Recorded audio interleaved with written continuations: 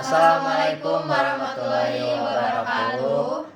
Perkenalkan, kami dari kelompok 2 teori Peplau.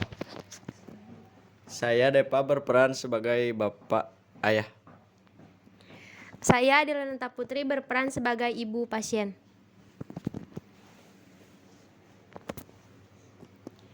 Saya Ninda Inaya berperan sebagai pasien.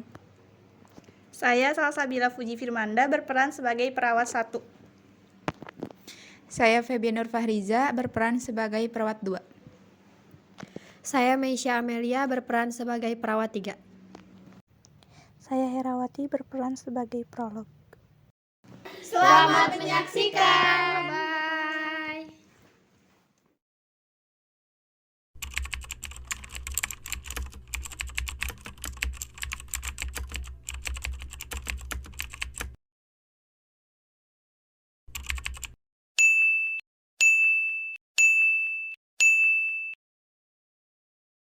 Satu, fase orientasi. Di fase ini, peran perawat adalah masih menjadi orang asing atau stranger role.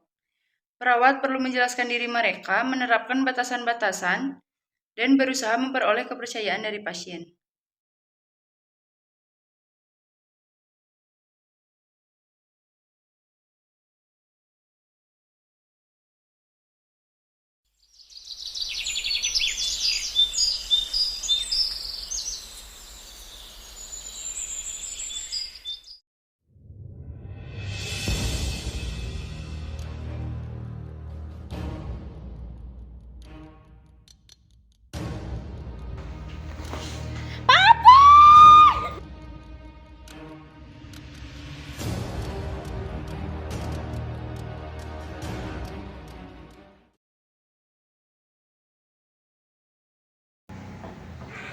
Selamat pagi Ibu, Bapak. Pagi Sus. Ya, baik. Saya perawat Salsabila. Permisi ya Bu, Pak. Saya izin mengecek keadaan pasien. Iya Sus, silahkan.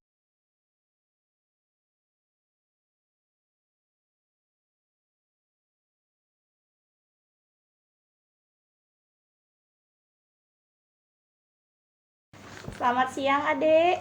Siang. Saya perawat Salsabila yang akan merawat Adek pada shift kali ini pada pukul 7 sampai jam 2 siang. Dengan saudara Ninda, betul? Umur Adek 17 tahun, betul? Nah, Adek baru dimasukkan ke rumah sakit dikarenakan ditemukan pingsan oleh keluarga Adek pada saat yang lalu. Bagaimana keadaan Adek sekarang? Kepala saya masih terasa sakit Sus. Kenapa ya?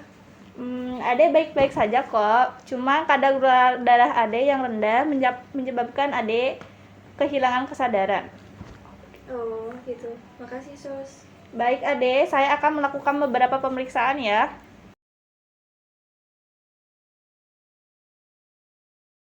Baik, Ibu, Bapak, dan Adek. Nanti dokter akan menemui Adek ya beberapa saat lagi untuk pemeriksaan lebih lanjut. Apabila Adek membutuhkan sesuatu, boleh tekan bel di atas ini ya. Saya permisi dulu Ibu, Bapak. Ya, terima kasih Sus.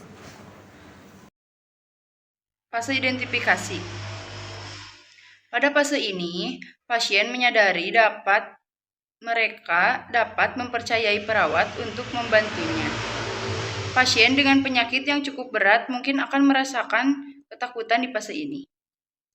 Perawat di sini dibutuhkan untuk meyakinkan bahwa mereka akan selalu membantu pasien dan berupaya yang terbaik untuk kesembuhan pasien. Peran perawat sebagai leader atau leadership sangat penting di fase ini karena pada fase ini perawat harus bisa membimbing pasien.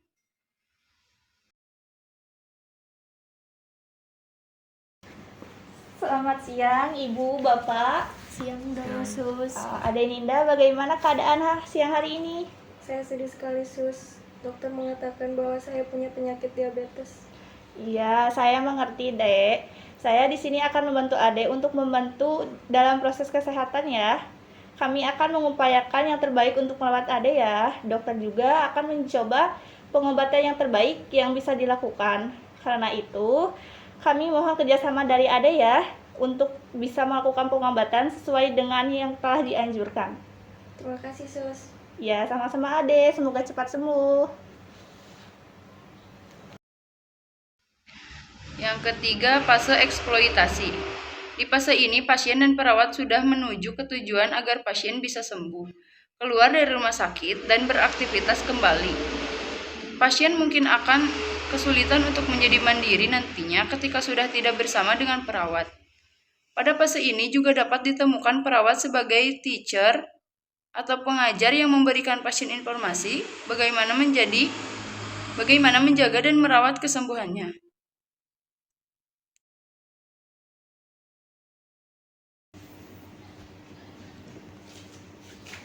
Selamat sore adik, perkenalkan saya perawat Fedia. Kebetulan saya yang berdinas pada shift sore hari ini. Hai adek, bagaimana kabarnya? Saya Meisha, perawat dinas pada shift sore hari ini juga. Maksud dan tujuan saya datang ke sini yaitu akan melakukan pengecekan kadar gula darah pada adik. Nanti adek sambil liatin ya, kita melakukan pengecekannya supaya adek nanti bisa melakukan secara mandiri di rumah. Wah, saya harus periksa sendiri di rumah, Sus. Iya dek, supaya nanti adek bisa melakukan pengecekan secara rutin supaya bisa terpantau dalam kadar gulanya dalam batas normal.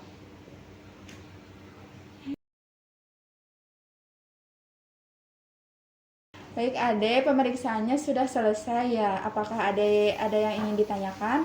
Sus, boleh nggak kalau misalnya setiap pengecekan datang ke sini? Boleh, setiap ingin dicek boleh datang ke puskesmas terdekat. Tapi untuk memudahkan adek supaya bisa rutin melakukan pengecekan gula darah, adek bisa melakukan mandiri di rumah atau bisa ditolong sama bapak adek ya. Tadi kan karena sudah diberitahu, sudah diajarkan, jadi adek bisa melakukannya sendiri di rumah. Ya sus, saya juga akan belajar biar nanti saya yang tolong anak saya. Ya, bagus kalau begitu. Ya sudah, terima kasih adek. Semoga cepat sembuh ya. Kasih, Sus. Cepat sembuh ya dek. Ya, duluan Pak. Yang keempat, fase resolusi. Pada fase terakhir ini, pasien sudah siap untuk keluar dari rumah sakit dan pulang ke rumah. Fase ini adalah proses memutus atau melepas hubungan antara pasien dan perawat. Sebelum pasien keluar, perawat juga harus memastikan bahwa pasien siap untuk merawat dirinya sendiri dengan baik dan benar sesuai dengan penyakitnya.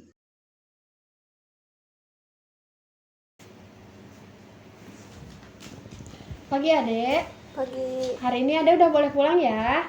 Pasti adek seneng ya udah bisa kembali ke rumah. Iya, Sus, saya sangat senang bisa kembali ke rumah. Tapi Sus, saya takut tidak bisa menjaga kadar gula saya di rumah nantinya. Adek harus menjaga pola makan adek ya. Dan adek tidak boleh mengkonsumsi glukosa yang tinggi. Adek harus mengurangi porsi nasi adek dan karbohidrat lainnya. Jangan lupa obat dari dokternya diminum dan rutin mengecek gula darah seperti yang telah diajarkan. Terima kasih, semoga cepat sembuh ya adek. Makasih, Sus. Sama-sama. Makasih, Sus. Ya, sama-sama. Permisi Bu, Pak. Iya.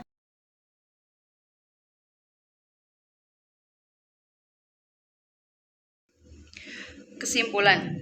Demikian 4 fase proses interpersonal seperti yang sesuai dengan teori Hildegard-Vevlau. Di dalam fase-fase ini terdapat juga peran-peran perawat seperti yang telah dijelaskan. Peran sebagai stranger ketika pasien pertama masuk ke rumah sakit.